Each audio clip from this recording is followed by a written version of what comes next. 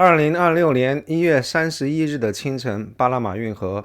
太平洋入口的巴尔博亚港口，一队穿着蓝色制服的工人，他们正在拆港口大门上方的标牌。这块牌子在这里挂了将近30年，螺丝都已经锈进了混凝土里面。拆下来的时候，带下来一片墙皮。2天以前，巴拿马的最高法院宣布，1997年授予长河系经营的这2个港口的法律至死无效。什么叫做至死无效？就是法院告诉你，这样一份合同，它从签字那天起就不合法。你苦心经营了28年的港口，在法律上跟你就不应该有任何关系。你投进去的18亿美刀跟巴拿马也没有任何关系。97年签合同的时候，长河集团的律师大概他们怎么也不会想到，这个国家巴拿马的最高法院能够把29年以前的这个法律追溯回去，消灭掉，就好像乘坐了一个时间机器，把30年前授予的经营权直接从历史上给抹掉了。而公司牌匾拆完的当天下午，丹麦的航运巨头马士基的团队，他们已经在进场交接了。新的标牌还没有挂上去，系统的权限已经切换完毕。从法院宣判到进场换人，在48个小时之内一气呵成，228亿美刀到归零。仅仅11个月以前，贝莱德这家全球最大的资产管理公司，他们开出了228亿美刀的价格，要收购巴拿马这2个港口。228亿美刀，这是一个体面的退场价，算不上是暴利，但足以让李嘉诚全身而退。但这笔交易很明显最终并没有达成，不是美国人不让，恰恰相反，华盛顿他巴不得你的李嘉诚长河系赶紧从巴拿马滚蛋。那是谁卡住的呢？是北京。这个就是艾森今天这个视频要讲的故事。李嘉诚的巴拿马港口，它不是被一个国家斩杀掉的，它是被3个国家联手勒死的。美国人要它消失，中国人不让它走，而巴拿马要了他的命。我管这种局面叫做人质三角，棋盘上唯一一个迫不及待想要抽身离开的人，反而被3方势力围剿，死死摁在原地，动弹不得。上一期视频我们讲了李嘉诚他是怎么样一步一步清空中国资产的。当时巴拿马的困局只是故事的一个注脚，但是仅仅2个月之后，这个注脚变成了一整本书，而且还是一个悲剧。所以今天我们要问3个问题：到底是谁开了枪，谁关上了门？这个故事背后藏着一个什么样的铁律？我们先说一个基本事实哈，巴拿马运河全球 5% 的海上贸易从这里经过，美国进出口货物的 40% 都要经过这条水道，所以它不是一条普通的运河，它事实上就是美国经济的咽喉。1997年，当时美军撤出运河区的前2年，长河系拿下了运河两端最关键的2个港口，太平洋一侧是巴尔博亚，大西洋一侧是克里斯托瓦尔。当时其实没有人太在意这件事情，冷战刚刚结束嘛，中国还没有加入 WTO， 一个香港的商人在拉美经营码头生意，其实跟地缘政治是八竿子都打不着。那个时候的李嘉诚正处于事业的巅峰期，合记黄埔的港口版图横跨5大洲4大洋，巴拿马只是其中一小块版图。李嘉诚其实当时的这个算盘非常简单，运河枢纽嘛，这种生意是收过路费，旱涝保收，非常稳定，所以看起来只是一笔非常简单、非常纯粹的稳赚不赔的生意呀，对不对？但事实真的这么简单吗？其实并没有。今天这个剧本早在28年以前就已经有人写好了，甚至连台词都一模一样。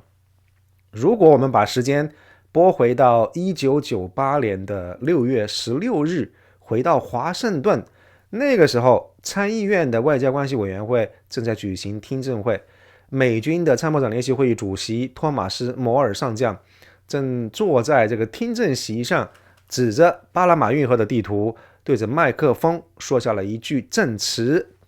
李嘉诚的合记黄埔是由中国军队控制的代理人。大家听听这句话，是不是特别耳熟呢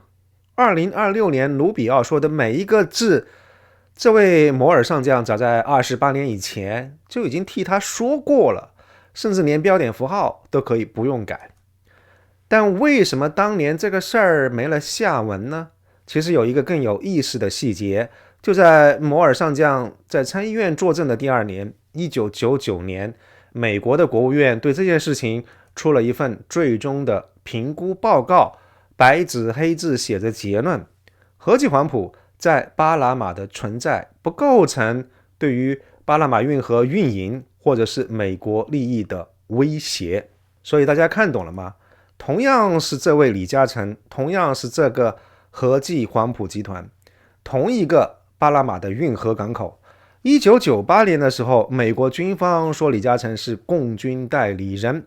1999年的美国国务院说这件事情是人畜无害。为什么呢？因为那个时候是在1999年，那个是美国人自信心爆棚的年代，那个是福山口中历史终结的年代。那个时候的美国觉得没有什么事情是一张支票搞不定，大不了再加一个航母舰队搞不定的。那个时候的李嘉诚，他不过是美国人眼中一个想要拥抱自由市场的香港商人而已，对不对？但到了2026年，面对着中国的这个竞争的压力，美国人的自信心崩了。于是他们从档案馆的这个垃圾桶里面把摩尔上将那份发霉的证词捡了回来，拍了拍灰尘，直接就当成了最高法院的判决书。所以所谓的国家安全，它不过是看美国人心情的一个橡皮梨而已。心情好的时候，你就是人畜无害的商业伙伴，而心情不好的时候，你就是潜伏了28年的共军的间谍。当然我们也不能够全怪美国人翻脸无情，对不对？毕竟28年已经过去了，这个世界彻底变了。中国已经从世界工厂变成了美国人眼中的头号战略竞争对手，而长河系控制的这2个码头就安安静静的蹲在美国的后院，这个运河两头恰恰好正卡在美国海军从大西洋进入太平洋的必经之路上。你说美国人他怎么能够不焦虑呢？2025年1月20号，特朗普上台以后，立刻就来了3板斧，要买格陵兰，要收回巴拿马运河的控制权，要清除拉丁美洲的反美政权。而3件事情是一条逻辑，门罗主义 2.0。 西半球是美国的地盘，他不允许任何人在我家门口插上别人的旗帜。但是问题来了，美国人他也不好意思直接出兵去抢这个港口，对不对？因为1989年他搞了一个入侵巴拿马，直接抓了洛列加，这件事情带来的这个负面影响实在是太深刻了，国际舆论的这个成本太高，抢回来不太好管，所以他需要一套更加精密的办法，让巴拿马能够自己就把这个脏活给干了。所以这个也就引出了今天的一个概念，叫做离岸施压。这个事情的核心逻辑非常简单，我不好意思自己动手，对不对？但是我可以让你知道我想要什么，我随时可以动手，你最好就自己乖乖的给我把这件事情给办了。事后美国人发个声明，这是巴拿马政府的自主决定，他国的主权事务我们不干涉，跟美国人无关。这就好像是教练，他明明是把球队的主力从场上换下来了，然后跟记者说这是球员他自己要求主动提前退场的，谁信呢？对不对？我们再来看一看巴拿马这边总统穆利洛，那这个人他并不是一个纯粹美国的提线木偶，他也有自己的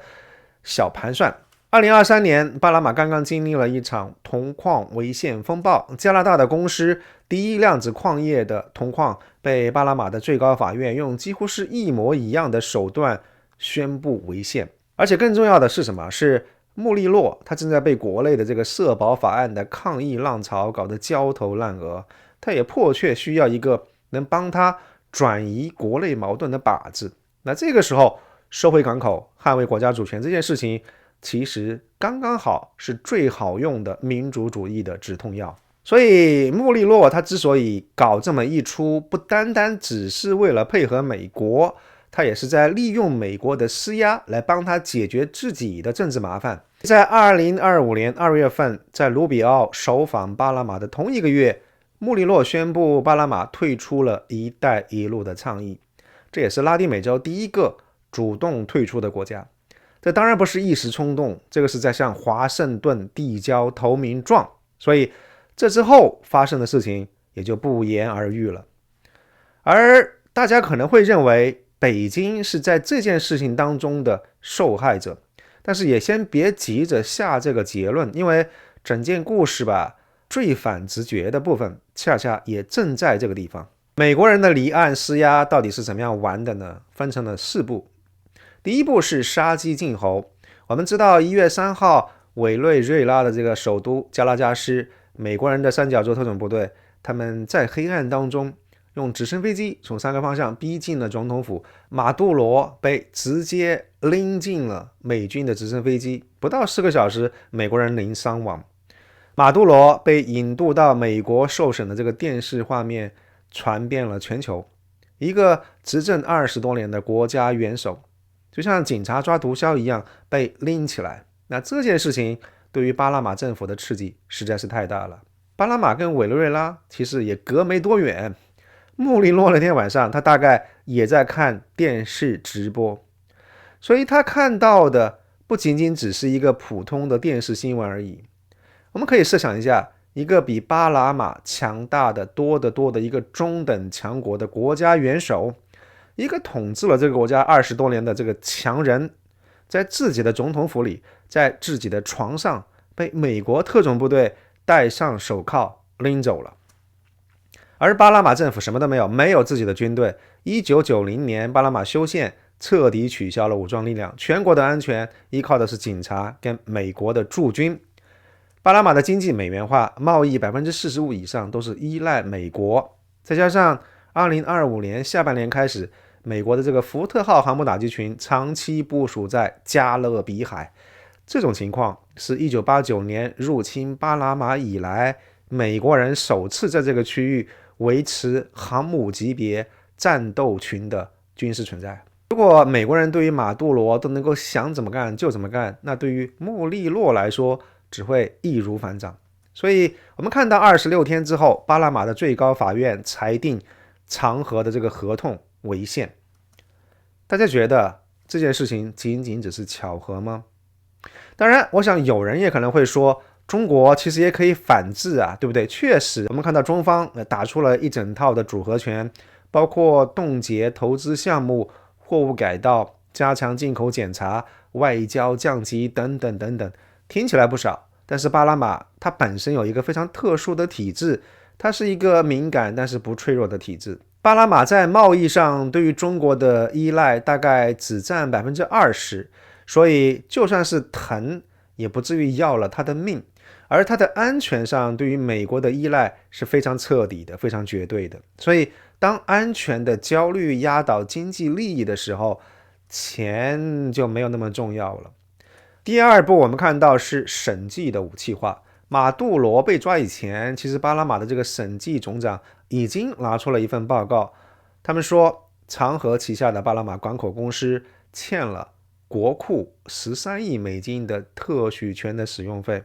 而且合同要求的10亿美元的投资只有 6.9 亿是可以核实的。什么意思呢？你说这份审计报告本身有没有水分，有没有争议，我想不言而喻。但是整件事情最重要的，它并不是说这个报告描述的事实准不准确，而是为什么要有这份报告，为什么它会存在。这就好像如果政府想要找你的茬，他首先会派人来做消防检查，只要能够找到一个消防不合格的借口，他就可以随时来拆掉你的房子。巴拿马审计总长的这份报告为随后的司法行动提供了一层合法性的外衣。你总不能说法院它是凭空裁决，对不对？法院它总得依据审计报告来做这个裁决。而至于审计这件事情是不是为了裁决量身定做的，我想这个问题没有人敢去深究。第三步是法律枪手终于开火了。2025年2月初，美国国务卿卢比奥首访巴拿马，这个是特朗普政府外交首访的第一站，所以本身这个选择就发出了一个非常强烈的信号。巴拿马运河是美国外交的头号议程。卢比奥说得非常明白，中资控制巴拿马运河港口是美国国家安全的威胁。而就在卢比奥访问巴拿马的同一周，2名巴拿马的律师他们向最高法院提起了违宪诉讼，要求废除掉1997年给李嘉诚的港口授权法。我想所有这些事情他们在时间窗口的精确重合到底暗示了什么，我不说，大家自己也懂。而且这里面还有一个非常关键的细节，2023年的这个铜矿案已经打通了整条的法律路径。那一次巴拿马的最高法院裁定加拿大矿业公司第一量子的20年铜矿开采合同是违宪的。所以我们看到同样的法律武器，同样的公鸡授权的法律，而不是合同本身的这个技术路线，同样的巴拿马最高法院甚至是同一批法官裁决，导致铜矿最终关闭，加拿大第一量子损失了数十亿美元。巴拿马的法官他们已经演练过一次了，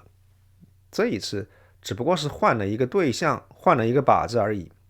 所以我们可以给这样一套机制起一个名字，法律枪手。美国人他们提供弹药，他们使用军事威慑跟政治压力，而巴拿马的法官他们直接扣动了扳机，他们裁定这件事情是违宪的。所以美国人跟巴拿马人他们是各取所需。美国清除了中资，巴拿马看起来是捍卫了他们的主权。马士基拿到了港口，唯一没有机会坐在餐桌旁的是长和，他们很可惜是在菜单里。在巴拿马没有一份合同能够老到不能够被法院宣布违宪的。30年前的法律一纸判决就能够被追溯，被宣布无效，就此灰飞烟灭。至死无效，仿佛这30年以来从来就没有发生过一样。而第四步就是盟友接管。我们看到巴拿马的最高法院1月29日裁定，1月31日马士基就已经进场了，仅仅48个小时。我们不是在说48天，不是在说48周，我们说的是48个小时。一个全球级港口的运营交接，那如果没有提前准备，48个小时是绝对没有可能完成的。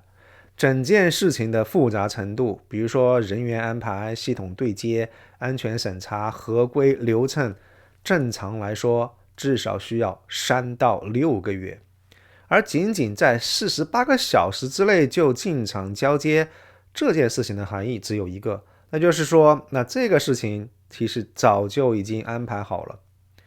裁定还没有宣布的时候，我们可以想象一下，马士基的团队就已经坐好了飞机，在到巴拿马的路上了。合同还在长和手里呢，交接的方案已经在马士基的文件柜里了。所有这一切就是为了把生米煮成熟饭，就是为了免得夜长梦多。马士基是丹麦的公司，而丹麦是北约成员国，所以这个资产从中资转到北约盟友手里，美国人的战略目标是顺利达成了。而华盛顿在整件事情上，他只公开说了一句话 This is encouraging， 这件事情让人鼓舞，不多不少，恰到好处的距离感。他既表达了对于最终结果的满意，但是又没有留下任何干预他国内政的证据。以上4步闭环走完全程，人质三角的第一个角，美国就完成了他的任务，他不需要动手，让别人替他干这个脏活。人质被按在原地，然后这个钥匙已经被交到了华盛顿手里。但是斩杀只是硬币的一面，而另外一面更加残酷，因为关上了最后一扇逃生门的不是美国人。2025年3月4号，长河系正式宣布，以228亿美金的价格，将全球港口的业务，也包括巴拿马2个港口，出售给贝莱德集团跟 GIP 基础设施基金的联合体。这并不是长河第一次想要出售，早在2015年，他就有过买家想要出价，只不过当时李泽钜觉得这个价格不太好，没有卖。2020年，这个地缘政治已经足够紧张了，长河系开始接触投资银行，探讨退出的方案。但到了2025年，就不再是想卖不想卖的问题了，而是必须要卖。地缘政治的火药桶已经点着了引信了。李泽钜其实比谁都更清楚这一点。2024年年底，他就跟长河的这个高管团队讲过一句话，他说这笔交易如果不能够在3月底之前达成的话，我估计以后想要达成就难了。228亿美金，这个价格不算非常漂亮，但如果长河能够拿到真金白银全身而退的话，这个结果是非常不错的。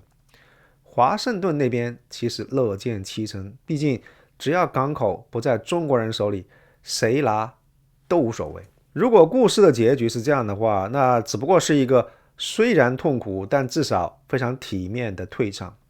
但很可惜，故事并没有按这个剧情来走。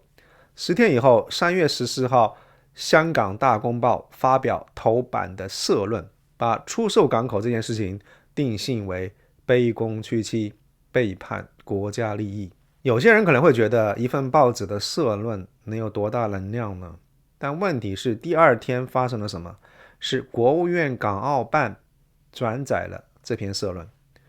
我想懂的人都懂，港澳办的转载它并不是点赞而已，它是政治上的定性。一笔228亿美金的商业交易，在10天之内就变成了政治事件。紧接着，中远海运出手了，他们要求加入贝莱德的收购财团。这件事情本身看起来不是什么问题，但问题在于中远提出的条件非常苛刻，他要控股权，他要否决权。那这样的话，整件事情就变成了是一个死结。你要把中国的国企放进收购的财团，还要给他控股权，那美国人怎么看？美国的外国投资审查委员会，他就会第一个站出来拦住这件事情。那贝莱德也不可能接受这个条件，但是没有北京的肯守，长河系跟李嘉诚他们也绝对不敢拒绝中远的 offer， 对不对？然后是中国的国家市场监督管理总局，他以反垄断审查的名义介入了这笔交易。那大家注意啊，不是否决，而是审查。审查的特点是什么？他不是说行，他也不急着说不行，他就这么慢慢拖着，拖到这个交易的窗口关闭，拖到巴拿马无可奈何，让这件事情他自生自灭。所以到了2025年3月28日的时候，这个交易就正式暂停了。这个时候我们可以停下来，来尝试把自己放到李泽钜的这个情况底下来感受一下当时的处境。前面是美国人在逼你交出巴拿马的港口，而后面北京方面不让你交。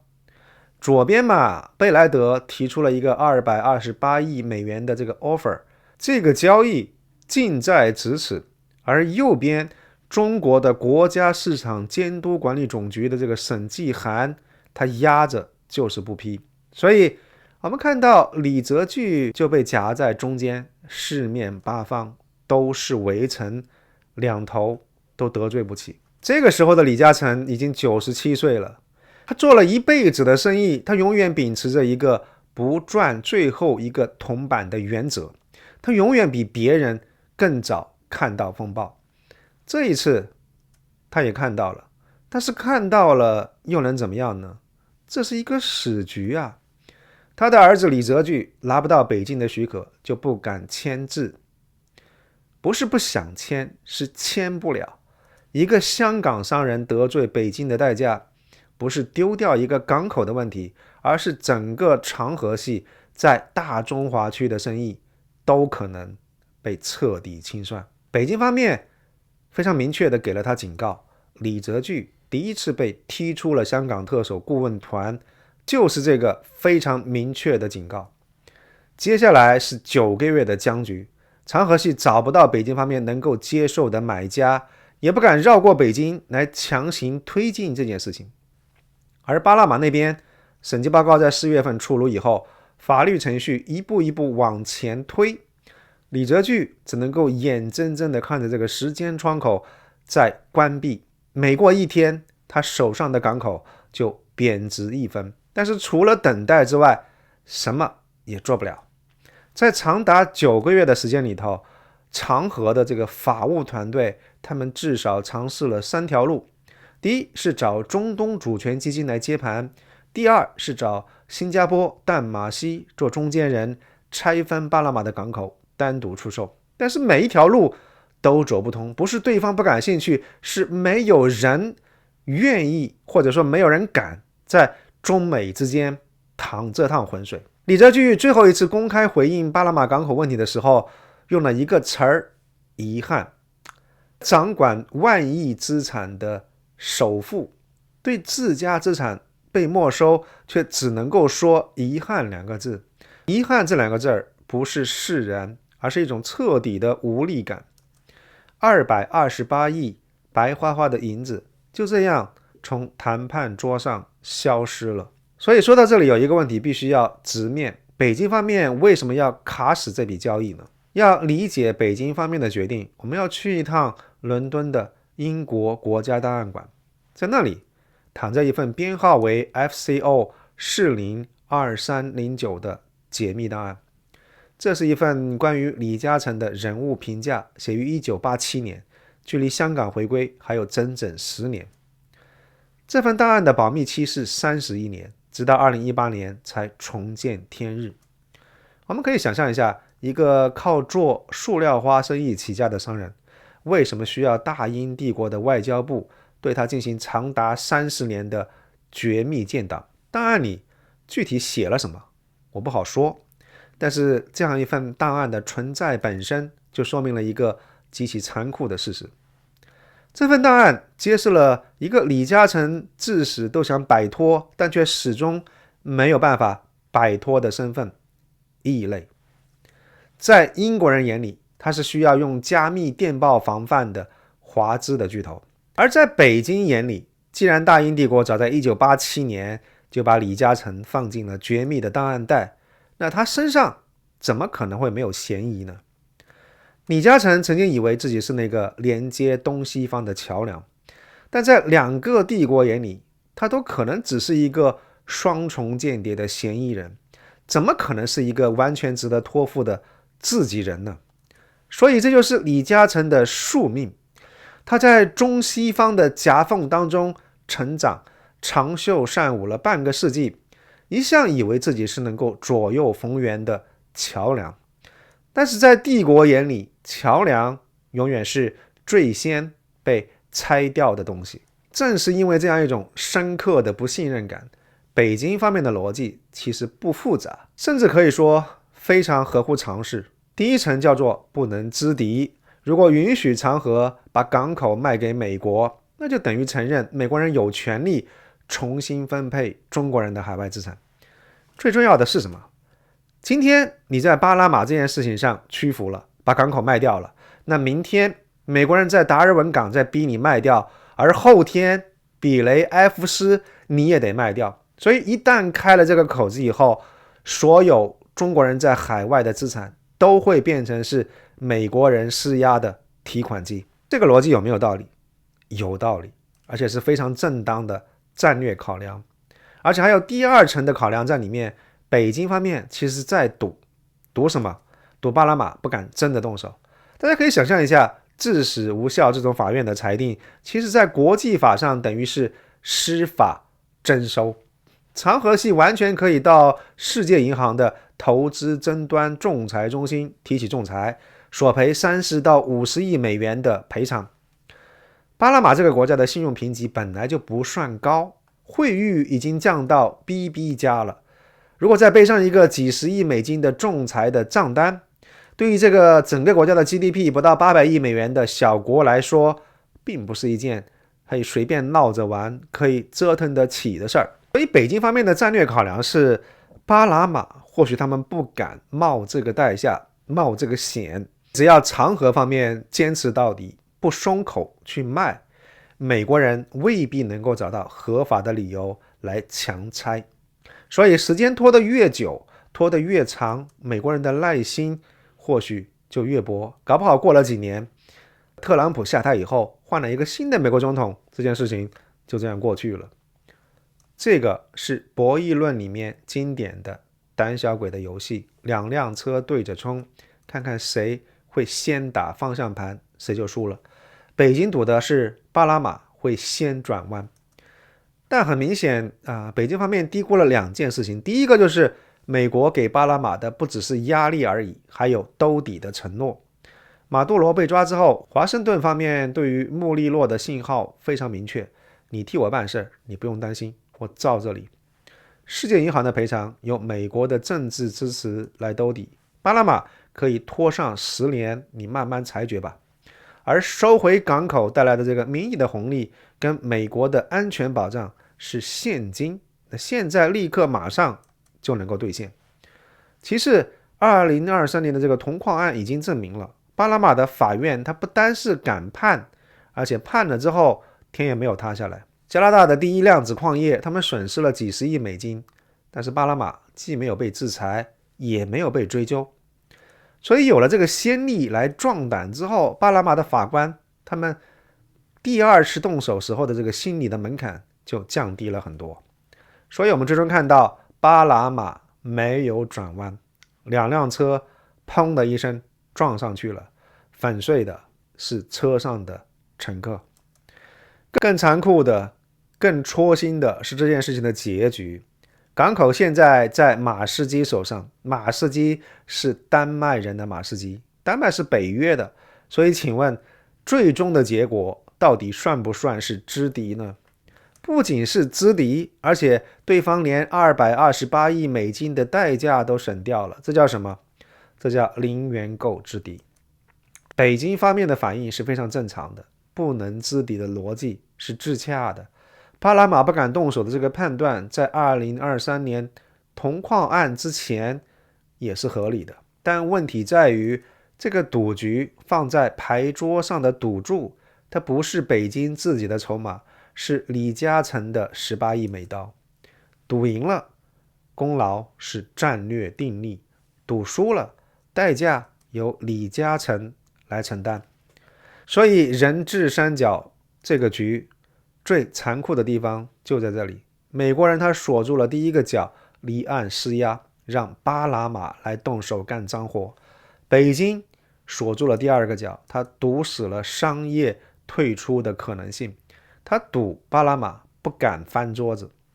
而巴拿马他最后补上了一枪，他用了司法来强拆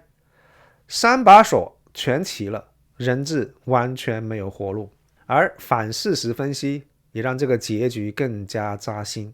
如果2025年3月份这笔交易被允许完成的话，巴拿马最高法院大概率就不需要裁定整件事情违宪。为什么呢？因为资产已经在美资手里头了，对不对？华盛顿的安全焦虑一旦消除，也就犯不着做这个违宪的裁决。没有了美国人的施压，巴拿马的这个法官他也没有这个动机去做这件事情，也没有什么胆量去碰一个美国金融巨头的资产。所以换句话说，商业退出的路一旦被博弈堵死之后，司法强拆就变成了是唯一的结局。但这个故事并不是只有黑暗而已，有一个中国港口在同样大国施压的情况底下，它不但没有被没收，反而是越活越滋润了。希腊比雷埃夫斯港2008年的时候，这个港口还是半死不活的，你看整天是罢工啊，亏损，设备老旧。而欧债危机之后，希腊政府它根本就没有钱来打理这个港口。然后我们看到中远进来了，10几年过去了，比雷埃夫斯从一个破产边缘的小港变成了地中海第一大港，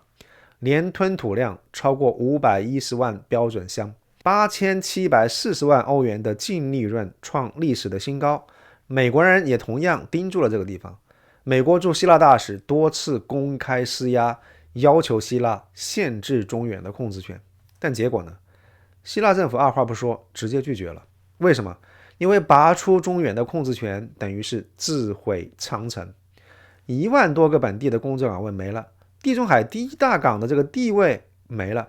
每年8700万欧元的利润也会没了。而且比雷埃夫斯有欧盟法律框架的保护，巴拿马这样一种追溯30年为限的操作，在欧盟的法律体系底下根本就跑不通。我们再来看一看斯里兰卡的汉班托塔港，那这个港口曾经反复被西方媒体拿来作为是中方对于第三世界发展中国家债务陷阱的一个证据，但是数据告诉我们了这件事情的另外一面。2025年这个港口的吞吐量暴增 175%， 达到了824万吨。红海危机的情况底下，它成了最大的赢家。斯里兰卡换了好几任总统，但是没有一个人愿意动中远的运营权。还有阿联酋的哈利法港，2021年美国的情报机构声称中国在港区秘密建设军事设施，搞得整件事情满城风雨。但结果呢，中方的控制权不单没有受到影响，哈利法港它的排名还从全球50开外飙升到了第39位。阿联酋跟中国的合作反而更加紧密了。所以大家发现规律了吗？同样是中国运营的这些海外港口，为什么巴拿马的这个港口被人抢走了？希腊的港口活得好好的，而斯里兰卡的这个港口非常蓬勃的在发展呢？这个就是我要讲的第二个概念，过路站跟命脉站的区别。巴拿马港口对于巴拿马来说是一个过路站，货物从这头进去那头出来，在巴拿马本地几乎不产生任何深度的就业或者是产业链的绑定。你赶走了长河，换一个马士基来运营，对于巴拿马经济的冲击非常有限。但是比雷埃夫斯港对于希腊来说是一个什么呢？是一个命脉站，1万多个本地的就业岗位就砸在这里，地中海的航运枢纽的地位绑在上面，每年8000多万欧元的利润流进希腊的国库。所以你真的要拔出中远的话，你的经济就会大出血。这就好像是住酒店跟住自己家的区别。住酒店，你离开酒店只是需要拿上行李箱就可以走人，但如果你住进这个房子以后，花了很多的钱来装修，那你真的想要离开的时候这个代价就非常大，怎么都得掉层皮。所以迁入有多深，拔出来的时候这个代价就有多高。那如果我们把这个规律展开来看的话，海外资产的生死就取决于3个变量。第一个变量就是权力投射的距离，说白了就是你离美国到底有多远。巴拿马在美国的后花园，美军的舰艇几个小时就到了，而希腊远在欧洲，而汉班托塔在印度洋，离美国的拳头越远，这个资产就越安全。第二个变量就是法律的护盾到底有多厚。巴拿马的法律体系脆弱到可以追溯30年前的法律把它给废除掉，而欧盟有完整的投资保护的框架，你想用司法的手段搞掉投资者，你先要过布鲁塞尔这关。而第三个是利益捆绑的程度，也就是在对方经济体里面扎根到底有多深。巴尔博亚港的这个货物它只是路过而已，而比雷埃夫斯的1万个工作岗位深深地扎在希腊经济的血管当中。